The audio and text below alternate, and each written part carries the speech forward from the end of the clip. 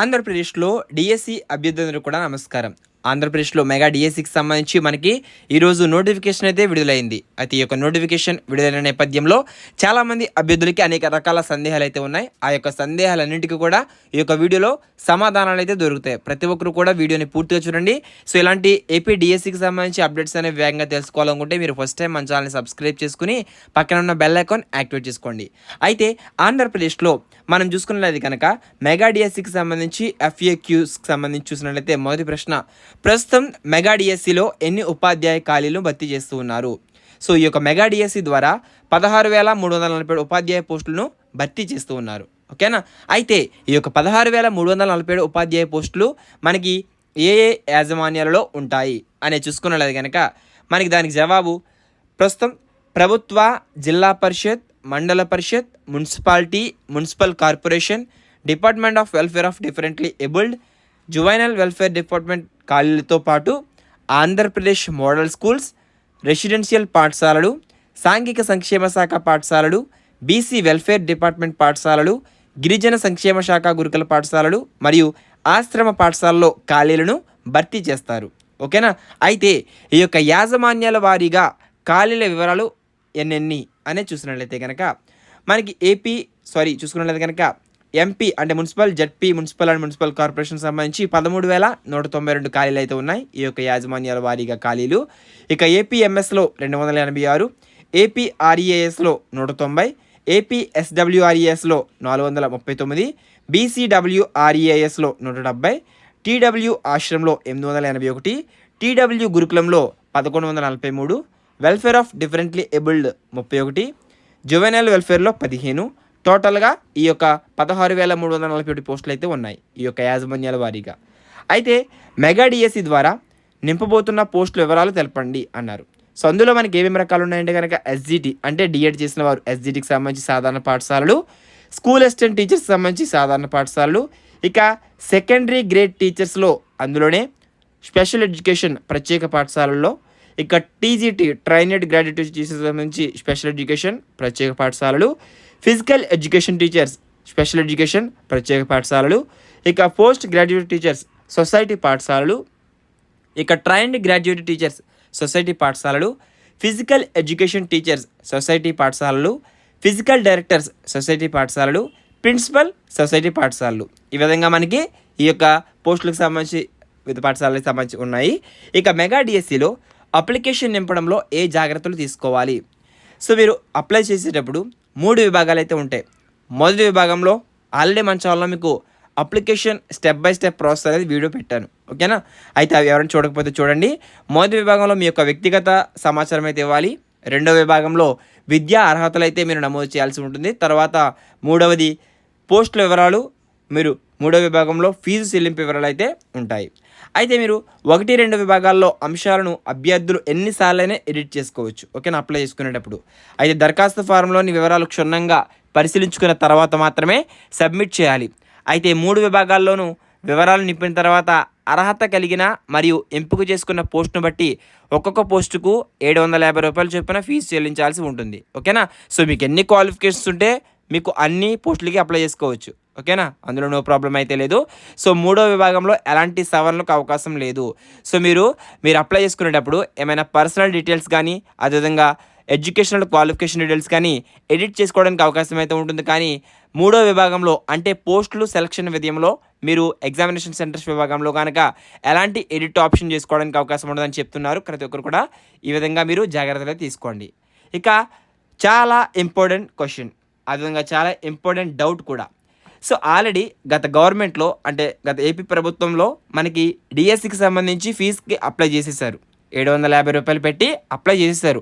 So చాలామంది ఆ యొక్క 750 రూపాయలు తిరిగి వస్తాయా, మనం ఇప్పుడు కొత్తగా అప్లై చేయాలా, సో అదే ఉండిపోతుందా అని చాలామంది డౌట్ అయితే ఉంది. సో ఇక్కడ ఏంటంటే కనుక మీరు అప్లై చేసుకునేటప్పుడు మీరు యాజ్ ఇట్ ఈజ్ స్టార్టింగ్ నుంచి మరలా కొత్తగా అప్లై చేయాలి. ఓకేనా? ఫీజు వచ్చి మీరు ప్రీవియస్గా అప్లై చేసుకునేటప్పుడు ఏ పోస్ట్కి ఫీజు పే చేశారో ఆ ఫీజు పే చేయాల్సిన అవసరం అయితే లేదు ఇప్పుడు. ఓకేనా? సో ఎగ్జాంపుల్గా ఇప్పుడు ఒక ఎస్జిటి క్యాండిడేట్ ఉన్నారు. సో ఎస్జిటి క్యాండిడేట్ వచ్చి లాస్ట్ టైం జగన్ గవర్నమెంట్లో డిఎస్సికి సంబంధించి అప్లై చేశారు. అయితే వారు ఇప్పుడు మరలా ఎస్జిటికి అప్లై చేయాలా? సో అప్లై చేయాలి. అప్లై చేసేటప్పుడు లాస్ట్లో మీరు ఫీజు అయితే పే చేయాల్సిన అవసరం లేదు. ఒకవేళ ఈ టైంలో మీకు స్కూల్ అసిస్టెంట్‌కి సంబంధించి కూడా మీరు కంప్లీట్ చేశారు. సో, ఆ క్వాలిఫికేషన్ కూడా యాడ్ అయితే దానికి ఇప్పుడు మీరు ఫ్రెష్‌గా మీరు లాస్ట్‌లో పోస్ట్ ఎలిజిబుల్ అయితే గనక దానికి మీరు ఫీజు పే చేయాల్సి ఉంటుంది. ఓకేనా? సో, మీరు లాస్ట్ టైం దేనికైతే పోస్ట్‌కి అప్లై చేశారో దానికి మరలా మీరు ఎలాంటి ఫీజు అయితే పే చెల్లించాల్సిన అవసరం లేదని చాలా క్లియర్ అండ్ కట్‌గా ఇక్కడ మనకి ఇవ్వడం జరిగింది. ఓకేనా? ఇక దరఖాస్తు నింపడానికి ఎప్పటి వరకు అవకాశం ఉంటుంది అని ఇవ్వడం జరిగింది. అయితే ఎవరైతే డిఎస్సికి సంబంధించి మెగా డిఎస్సికి సంబంధించి అప్లై చేయాలనుకుంటున్నారో వారు ఏప్రిల్ 20వ తారీఖు నుంచి మే 15వ తేదీ వరకు ఫీజు చెల్లించాల్సి అవకాశం అయితే ఉంది. సో, మీరు దరఖాస్తులు అనేది ఫిలప్ చేసుకోవచ్చు మే 15వ తారీఖు వరకు కూడా. ఇక మీరు మెగా డిఎస్సి పూర్తి వివరాలు తెలుసుకోవాలనుకుంటే ఏం చేయాలి? So, official government websites cse.ap.government.in వెబ్సైట్ని విజిట్ చేయాలి. అలాగే apdsc.apcfss.in వెబ్సైట్ ద్వారా మీరు నోటిఫికేషన్ ఇన్ఫర్మేషన్ బులెటిన్ను, సిలబస్ను, ఖాళీ వివరాలను, తుది సమాచారాన్ని అక్కడ తెలుసుకోవచ్చు. ఓకేనా? ఇక మెగా డిఎస్సి రాయాలంటే టెట్లో కనీస అర్హత మార్కులన్నీ. సో, చాలామంది కామెంట్ చేస్తూ ఉన్నారు, సార్ నేను టెట్ క్వాలిఫై కాలేదు డిఎస్సికి అప్లై చేయొచ్చా? సో, అని చాలామంది అడుగుతున్నారు. ఇక్కడ ఏంటంటే కనుక మీరు మెగా డిఎస్సి రాయాలంటే సో కనీస అర్హత మార్కులు ఎన్ని? సో, టెట్లో ఓసీ అభ్యర్థులకైతే 60% అంటే 90 మార్కులు, బీసీ అభ్యర్థులకి 75 మార్కులు, ఎస్సీ ఎస్టీ వికలాంగ అభ్యర్థులకి 40% అంటే 60 మార్కులు కనీస అర్హత మార్కులు పొందాలి. ఓకేనా? సో, ఒకవేళ మీకు సెంట్రల్ టెట్ ఉంటే కూడా సెంట్రల్ టెట్ క్వాలిఫై అయితే కనుక అది కూడా మీరు దాని ద్వారా కూడా మెగా డిఎస్సి అప్లై చేసుకోవచ్చు. ఇక మీరు అభ్యర్థి తన సర్టిఫికేట్లను ఎప్పుడు అప్లోడ్ చేయాలి? సో, మీరు ఈ యొక్క దరఖాస్తు ఏదైతే ఫిలప్ చేస్తారో లాస్ట్లో 4th క్లాస్ నుంచి 10th క్లాస్ వరకు, అదేవిధంగా మీరు ఎడ్యుకేషన్ డిఎడ్, బిఈడి, అదేవిధంగా పీజీకి సంబంధించి ఏమైనా క్వాలిఫికేషన్ సర్టిఫికేట్స్ ఉంటే కనుక అవి ఖచ్చితంగా అప్లోడ్ చేయాల్సి ఉంది. ఓకేనా? ఇక రిజర్వేషన్లు మెగా డిఎస్సిలో ఎలా అమలు పరుస్తారు? సో, చాలా ఇంపార్టెంట్ బిట్. ఇక్కడ మనకి జీవో 77 డేట్ వచ్చి 2/8/2023 అంటే మనకి సాధారణ పరిపాలన శాఖ ఇచ్చే తదుపరి ఉత్తర్వులు అనుసరించి వర్టికల్ మరియు హారిజంటల్ రిజర్వేషన్లో అమలుపరుస్తారు. అయితే హారిజంటల్ రిజర్వేషన్లో 4 విభాగాలకు women, పీడబ్ల్యూబీడి, ex service man, sports ఈ రోస్టర్ పాయింట్లు ముందుగా కేటాయింపబడవు. ఓకేనా? అభ్యర్థులు ఈ విషయంలో ఎలాంటి అపోహలకు లోను కావద్దు అని చాలా క్లియర్ అండ్ కట్గా తెలియజేశారు. ఇక హారిజంటల్ రిజర్వేషన్లో మహిళలకు రిజర్వేషన్ ఏ విధంగా అమలు చేస్తారు అంటే ఇక్కడ మనకి 100 సైకిల్ హారిజంటల్ రిజర్వేషన్ అమలు జరుగుతుంది. సో, ఇది మనకి జీవో 77 డేట్ 2/8/2023 ఉత్తర్వుల ప్రకారం horizontal reservation women, పీడబ్ల్యూబీడి, ex service men, sports విభాగాలకు రోస్టర్ పాయింట్లను ముందుగా నిర్ధారించకుండా అమలు చేయడం జరుగుతుంది. ఓకేనా? ఇక దరఖాస్తు చేసుకునే సమయంలో అర్హత గల పోస్టులకు ఆప్షన్ ఎంపిక ఎలా చేసుకోవాలి? సో, ఇక్కడ మీరు అభ్యర్థి ఎవరికైతే విద్యార్హతలు ఉంటాయో వారికి సంబంధించి మీరు ఏ పోస్టులకు అర్హులవుతారో అప్లికేషన్ సాఫ్ట్వేర్ తెలియజేస్తుంది. అంటే మీరు మీ యొక్క ఎడ్యుకేషన్ క్వాలిఫికేషన్ డీటెయిల్స్ అన్నీ కూడా మీరు ఫిలప్ చేసేస్తారు. తర్వాత మీ యొక్క అర్హతకు సంబంధించి మీరు ఏ పోస్ట్కి అర్హత ఉన్నారో ఆటోమేటిక్గా ఆ యొక్క అప్లికేషన్ సాఫ్ట్వేర్లో క్లియర్ అండ్ కట్గా మీకు కనబడుతుంది. సో, అప్పుడు మీరు మీ యొక్క పోస్ట్ ప్రిఫరెన్సెస్ వరుసగా అంటే మీకు పోస్ట్ ప్రిఫరెన్స్ మీకు యొక్క వరుస క్రమంలో మీరు ఎంపిక చేసుకోవాలి మీకు నచ్చినట్లు. ఓకేనా? సో, ఎంపిక చేసుకున్న తర్వాత మార్చుకోవడానికి ఎలాంటి అవకాశం అయితే ఉండదు. కాబట్టి అప్లై చేసుకునేటప్పుడు ప్రిఫరెన్స్ అనేది చాలా జాగ్రత్తగా ఎంపిక చేసుకోండి. ఇక అదేవిధంగా మొదటి పోస్టు ప్రాధాన్యత క్రమానికి ఆప్షన్కు అభ్యర్థి ఎంపిక కాకపోతే ఉద్యోగం రాదా? సో, చాలా నైస్ క్వశ్చన్.